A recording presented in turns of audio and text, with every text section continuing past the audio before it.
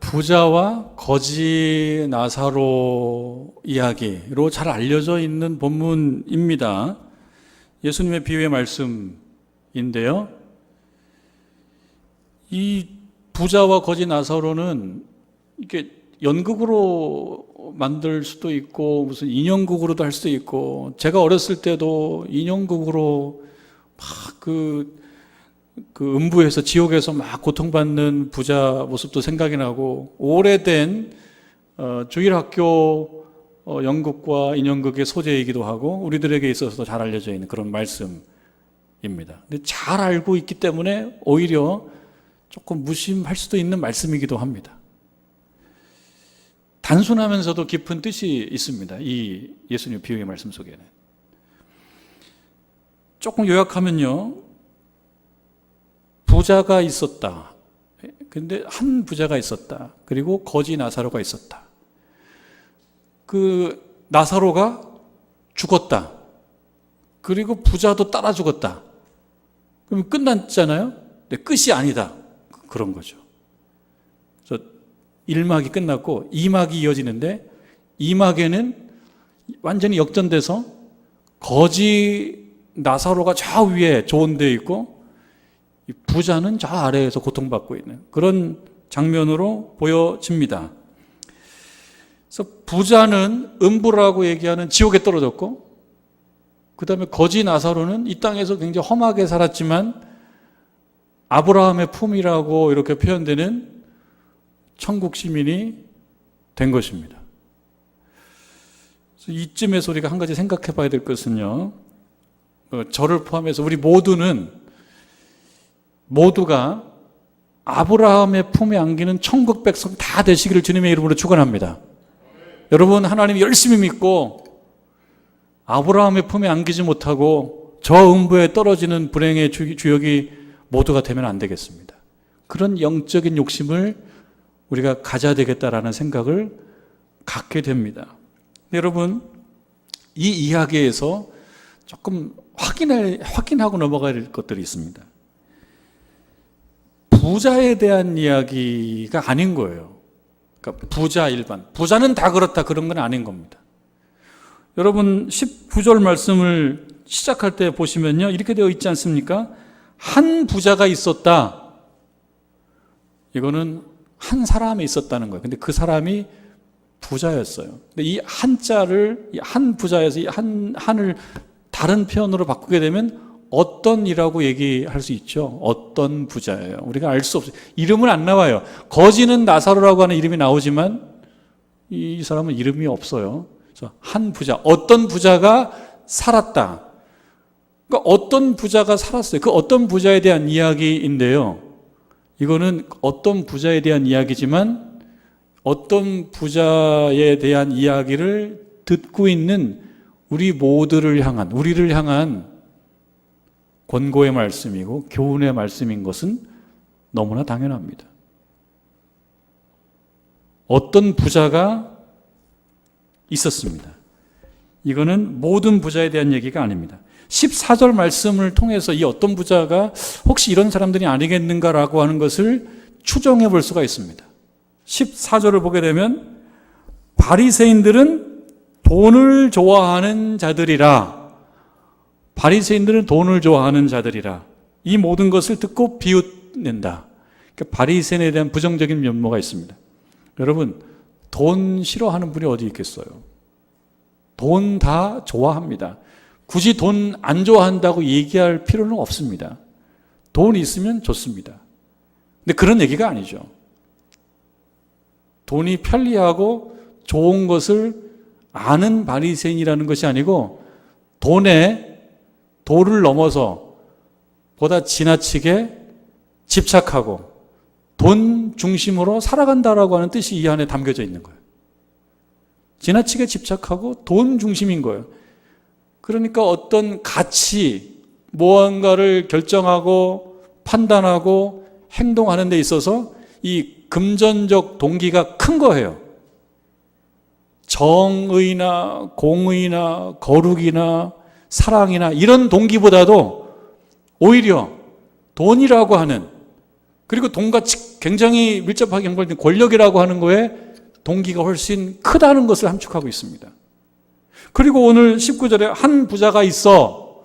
이 사람이 자색옷과 고운 베옷을 입고 날마다 호화롭게 즐기더라 라고 하는 걸 보게 되면 이 부자가 어쩌면 돈을 좋아하는 바리새인 중에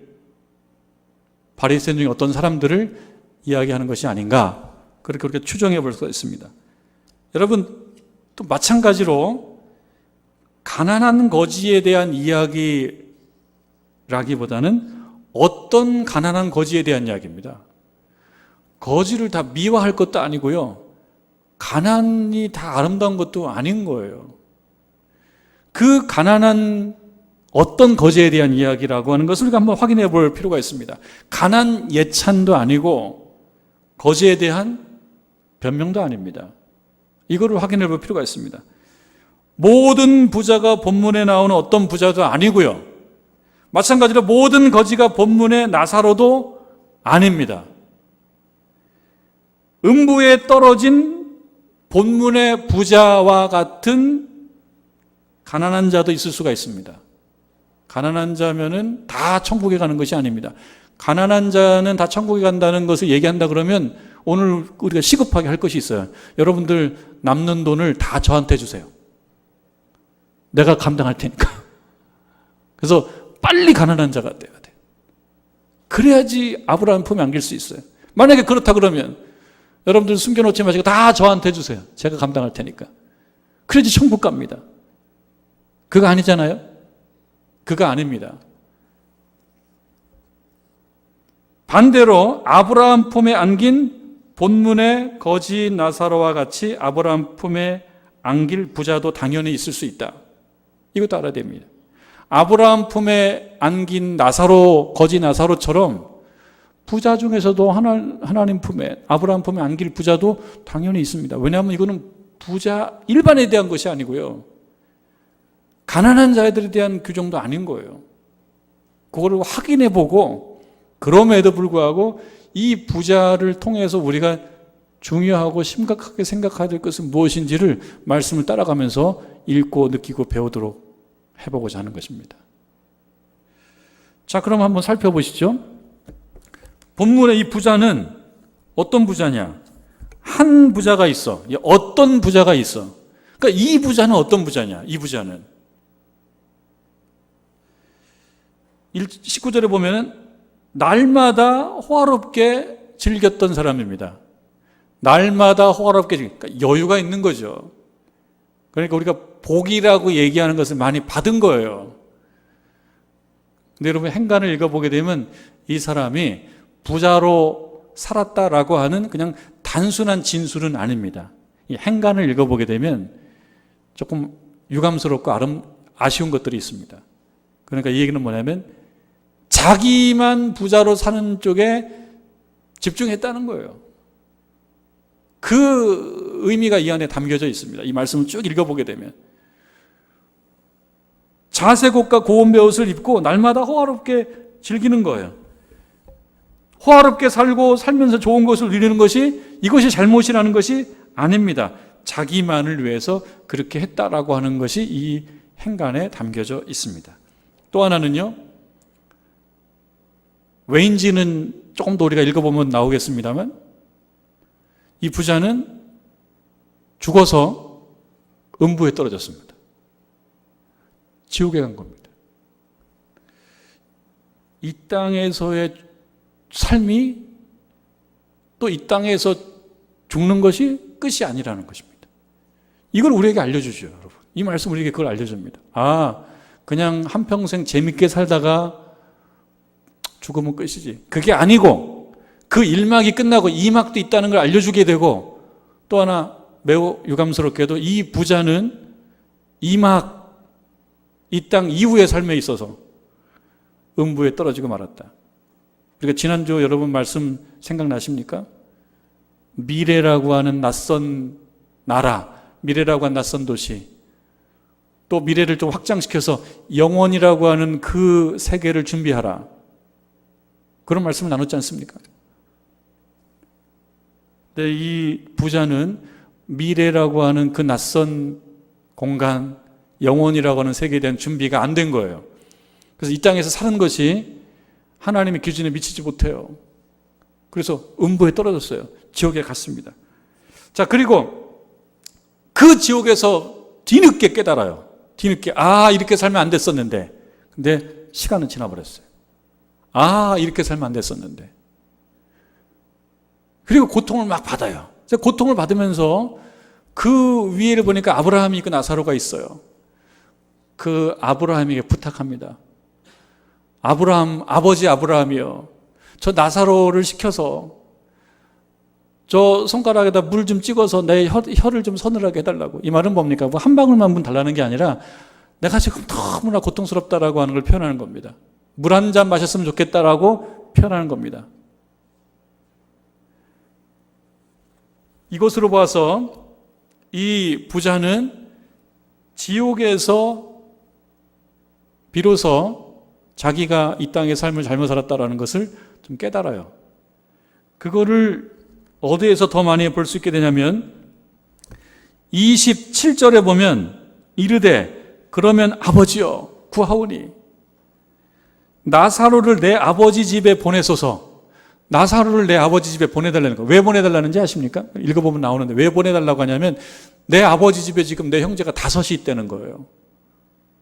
근데 생각해보니까 이 5에 대한 염려가 굉장히 큰 거예요. 그런 걸 보면 이 부자가 가족 사랑은 있었던 것 같습니다. 가족에 대한 사랑이 있어요. 내 가족은 이거 이렇게 두면은 나하고 똑같이 어디로 와요? 음부로 오는데, 지옥에 오는데, 이거 그냥 두면 안 되는데. 왜냐하면 나도 그냥 있다가 지옥에 왔는데. 그래서 아브라함에게 부탁합니다. 나사로를 보내서 내 아버지 집에 보내서 거기에 있는 내 5 형제들에게 이러한 상황들을 증언해주고 또 하나 경고해 주십시오. 경고할 수 있도록 해 주십시오. 안 그러면 쟤들도 이렇게 되지 않습니까? 이거는 안 됩니다. 그러면서 2가지 가족에 대한 사랑이 지극해요. 가족에 대한 사랑이. 그리고 또 하나는 뭔가 깨달았는데 때는 늦었어요. 그런 거 우리가 알 수가 있습니다. 그러나 나사로는 파견되지 않죠. 파송되지 않죠. 아브라함이 이야기를 합니다.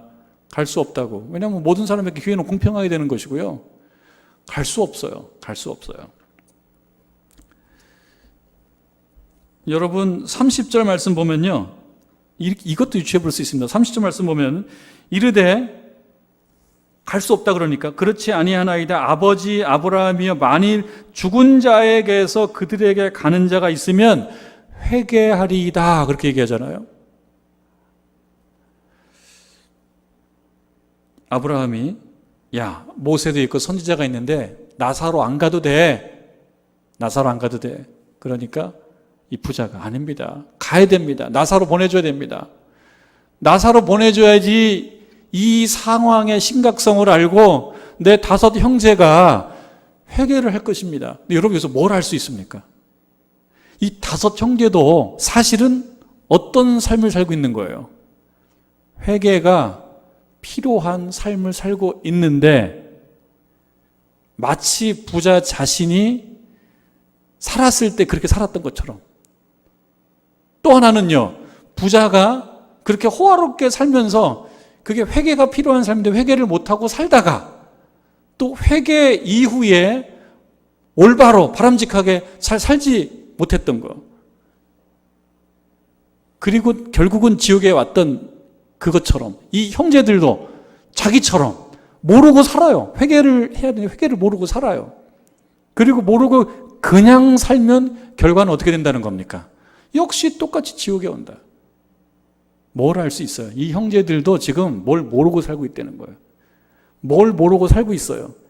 자신들이 회개가 필요한 존재라고 하는 것을 이 형제들도 모르고 살고 있습니다. 그러니까 아브라함이 얘기합니다. 31절에 이르되 모세와 선지자들에게 듣지 아니하면 비록 죽은 자 가운데서 살아나는 자가 있을지라도 권함을 받지 아니하리라. 안 믿으려고 마음먹는 사람 여러분 한번 설득해 보셨습니까? 안 믿으려고 마음먹으면요, 아무리 사실을 갖다 대도 뭐라 그럽니까? 믿지 않으려고 마음먹어요. 그럼 아무리 사실을 갖다 대도 그 사실을 뭐라고 얘기합니까? 요즘에 많이 언론에도 많이 나와요. 조작, 음모라 그러죠. 음모. 나사로가 갔어요. 나사로를 보내줬어요. 죽은 자인데 나사로를 특별 케이스로 5 형제에게 보내줬어요. 그럼 깜짝 놀라야 되지 않습니까? 세상에 죽었는데 와가지고 우리를 경고하네. 깜짝 놀라야 되지 않습니까? 그런데 모세와 선지자를 통해서도 이미 듣지 않는 것이 숙달된 사람이라면 나사로가 간들 듣겠냐? 안 듣는다. 그럼 나사로가 가면 뭐라고 얘기하겠어요? 야, 참 연기 잘하네. 나사로처럼 어떻게 저렇게 만들어놨냐? 나사로하고 똑같이 생겼네. 어떤 대역을 갖다 쓴 거야? 이미테이션, 정말 이미테이션이라고 얘기하면서 똑같이 생각하는 거야. 아우, 나사로하고 똑같이 생겼네. 그러면서 그걸 뭐라 그럽니까? 아, 음모다, 음모. 조작이다, 조작. 이렇게 얘기할 거라는 거예요. 그러니까 여러분, 이 땅에 살면서 모세와 선지자, 이 얘기는 뭡니까? 기록된 성경 말씀과 선포된 말씀을 통해서 충분히 배우지 못했다면 기회는 없다라는 것이죠. 나사로가 우리에게 출동하지도 않지만 설사 나사로가 와가지고 이 상황의 심각성 뭡니까? 이 땅에 사는 것이 끝이 아니고 음부에 떨어질 수도 있다라고 하는 것을 온몸으로 증언하고 경고하고 보여줘도 이 땅에서 모세와 선지자, 말씀과 선포된 말씀으로 충분히 감화되지 못하고 거기에서 되돌리지 못한다면 결코 되지 못한다. 그러니까 여기서 우리에게 주시는 말씀은 무엇입니까? 말씀 읽기 실력. 말씀을 읽으면서 아, 나에게 이렇게 말씀하시는구나. 이거 여기서 실력 발휘 못하면 기회는 없다. 또 하나, 말씀 듣기 실력. 여기서 이걸 실력 발휘 못하면 나사로가 온다고 하더라도 이건 불가능하다. 나사로가 아무리 와서 경고해요. 뭘 경고합니까? 야, 호화롭게 살고 너 자신만을 위해서 돈에 집착하며 누구와 나누지 않고 누구를 키우지 않고 나 혼자만 이 땅에 잘 먹고 잘 살고 하는 이 문제들 지적하고 경고해도 사실은 안 된다. 그러니까 우리에게 주시는 말씀은 이 땅에서 살아가는 것 귀하다. 이 땅에서 살아가는 것.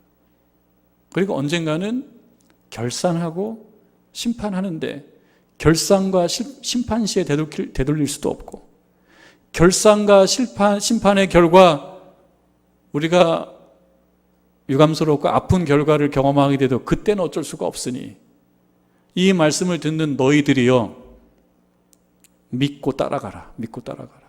말씀을 믿고 말씀을 듣고 말씀을 순종해서 따라가라. 여러분 31절에 죽은 자 가운데서 살아나는 자가 있을지라도 권함을 받지 아니하리라. 뭔가 이렇게 좀 떠오르는 부분, 떠오르는 장면 있지 않습니까? 뭔가 떠오르는. 죽은 자 가운데서 살아났다. 여러분 누굽니까? 예수 그리스도죠. 그러니까 이 말은요, 들어보면 조금 아이러니한 말도 있어요. 누가복음 말씀이 기록된 거를 대략 주후 80년 정도로 봅니다, 학자들은. 그러니까 사실 예수님께서 십자가를 지시고 고통당하시고 죽으셨다가 부활하신 그 일이 이미 50년 전 일이에요. 지난 일이에요. 그러니까 부활, 고통, 십자가와 부활은 이미 일어난 일입니다.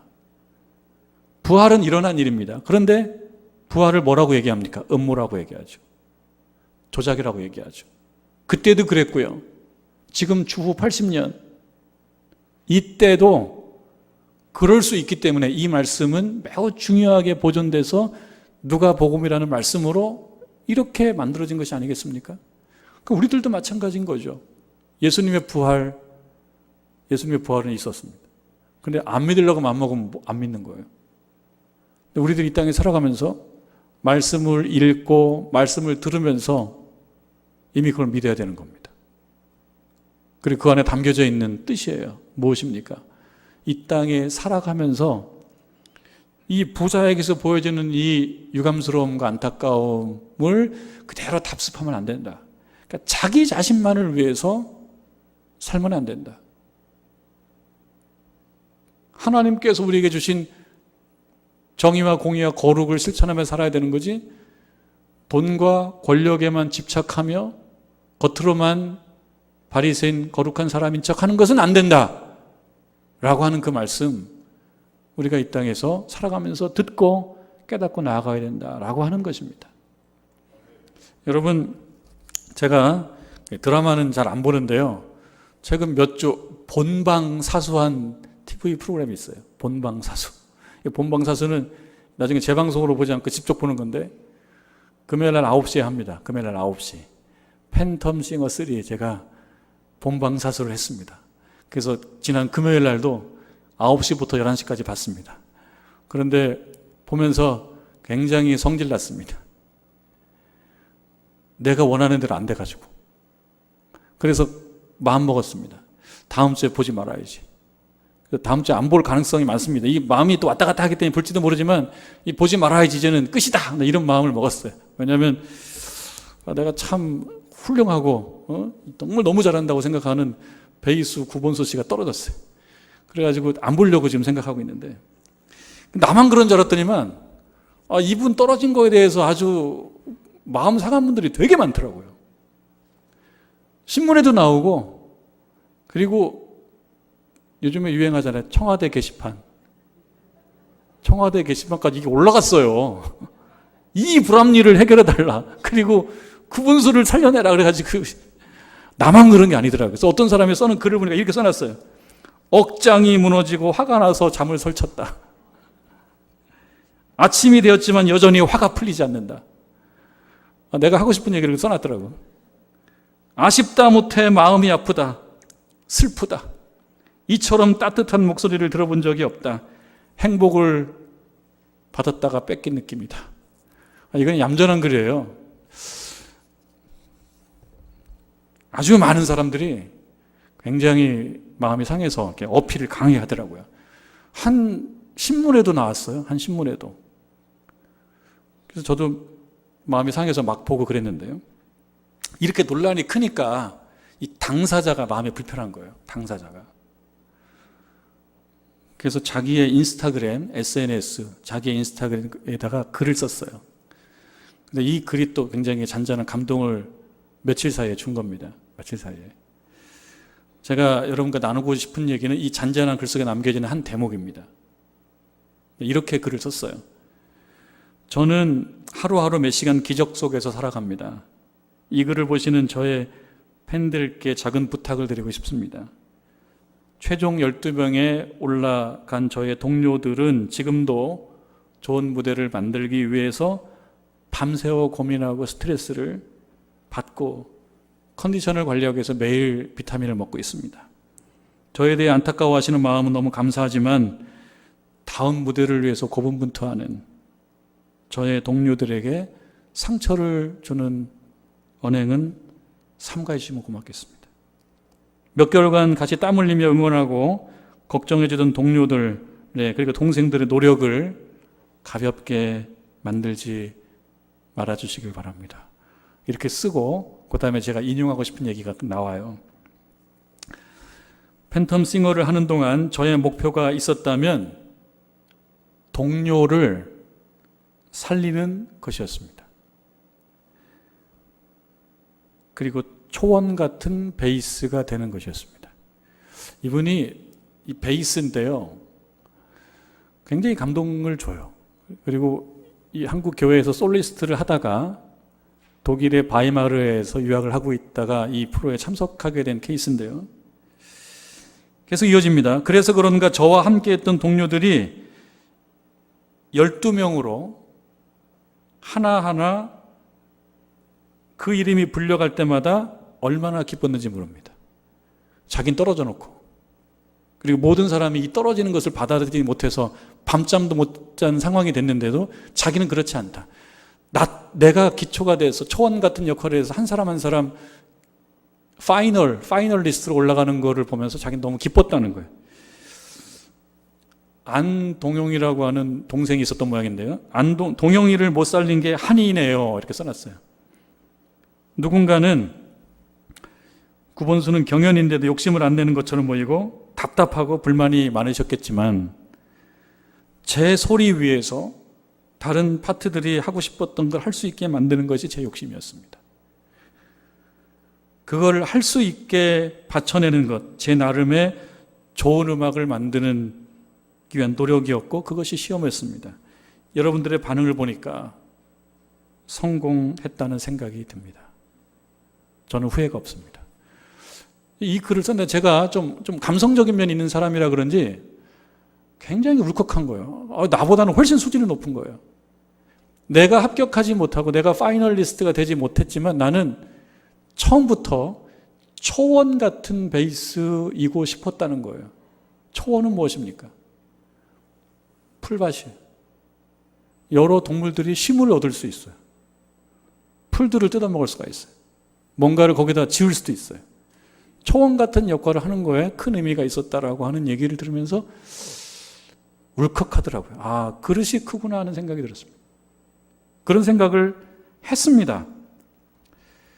자기의 소리 위에서 다른 파트들이 하고 싶은 것을 하게 만드는 것, 그리고 동료를 살리고 동료들이 파이널리스트로 불려나가게 만드는 것, 그것이 나에겐 더 소중했습니다.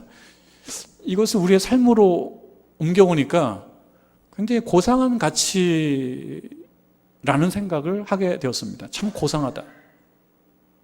말씀으로 조금 연결해 보면 이 음부에 떨어진 이 부자는 초원같이 살진 못했던 거죠. 부자이기 때문에 음부로 떨어진 것은 아닌 거예요. 이 본문에서 하는 말씀은 뭐냐면 구분수의 표현을 빌자면 초원 같은 인생을 살기를 원하는데 그러지 못한 것입니다. 그 아쉬움인 것입니다. 그리고 회개가 필요한 인생이었는데 끝까지 회개의 시간을 갖지 못했던 겁니다. 회개라고 하는 것은 돌아오는 걸 얘기하지 않습니까? 잘못된 길을 갔으면 돌아오는 것을 회개라고 그러는데요. 회개의 시간을 갖지 못하고 따라서 회개 이후를 살아보지 못한 채 세상을 끝난 것입니다. 그 아쉬움과 유감을 얘기하고 있습니다. 그런데 지금 그 형제들도 그렇게 살고 있다는 거예요. 그 형제들도 지금 나사로가 출동하지 않으면 안 될 것 같은 그런 똑같은 이 부자와 같은 삶을 살고 있다는 것입니다. 그렇다면 우리에게 어떤 생각을 갖게 합니까? 모르고 사는구나, 사람들은. 회개를 해야 된다라는 사실을 모르고 살다가 어쩌면 시간을 다 보낼 수도 있고 그렇게 되면 정말 큰일이 나는구나. 그 말씀 우리에게 주는 것이 아니겠습니까? 여러분, 우리에게 주어진 시간이 아직은 있는 거가 너무 다행이고 감사한 일입니다. 우리에게 시간이 주어져 있는 것입니다. 만약에 회개가 필요하다면 회개를 하는 거고요. 그리고 회개 이후의 삶을 살아가는 거고요. 그리고 이 초원 같다라는 아름다운 표현을 우리가 내 말로 바꿔볼 수 있다면 회개 이후에 초원 같은 삶도 살아보는 것, 그것이 하나님께서 우리들에게 원하시는 삶인 것입니다. 삼성그룹의 계열 광고 회사인 제일기획의 여성 부사장, 삼성 오너 가족이 아닌 외부에서 들어온 첫 번째 여성 임원이었던 최인아라고 하는 여성, 지금 최인아 책방 대표인데요. 최근에 길을 잃었거든 홀로 오래 걸어보시다라고 하는 짧은 글, 길을 잃었거든 홀로 오래 걸어보시라. 이 짧은 글에서 자신의 14년 전의 자신의 모습을 회고합니다. 그때 최인아는 스페인의 산티아고 가는 길을 걷고 있었습니다. 800km를 걷고 있었습니다. 36일 동안 걸었답니다. 원래는 20km씩 40일을 걸어야 되는 거리로 알고 있는데 36일을 걸었답니다. 왜 그 높은 자리를 이렇게 내버리고 자기는 사직을 생각했는데 배려를 받아서 이제 1년 휴직을 하고 갔는데요. 왜 그 길을 걸을 수밖에 없는지에 대한 이유를 얘기합니다. 이렇게 얘기합니다. 그때 나는 길을 잃었던 것 같다. 그때 나는 길을 잃었던 것 같다. 무슨 길을 잃었다는 겁니까? 인생의 길을 잃은 거죠. 그런 느낌을 우리가 받을 때가 있잖아요. 살다 보면 인생의 길을 잃었다는 생각을 가질 때가 있지 않습니까? 몸은 말을 듣지 않고 마음은 산란해서 도무지 뭘 해야 할지 알 수가 없었다. 잘 나가는데요. 잘 나가는 여성인데요. 정말 잘 나가는 여성인데요. 아침마다 꼬박 출근했으나 마음은 먼 데로 돌았고 일이 손에 잡히지가 않았다. 슬럼프입니다. 거기에 묵직한 질문이 얹혔다.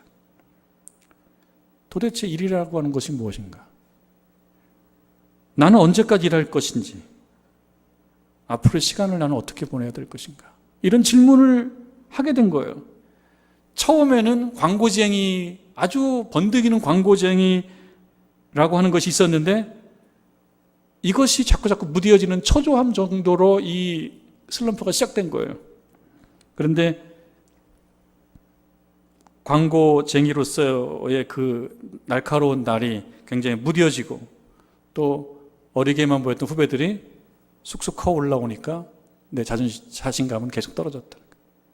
그리고 나는 길을 잃었다는 거죠. 그런 일들은 이 최인아에만 있는 것이 아니고 누구에게나 그런 경험을 가질 때가 있습니다. 주부들인들 없겠습니까? 주부들인들 없겠습니까? 길을 잃을 때가 없겠습니까? 살다 보면 의미가 없어. 나는 지금 뭐 하고 있는 거지?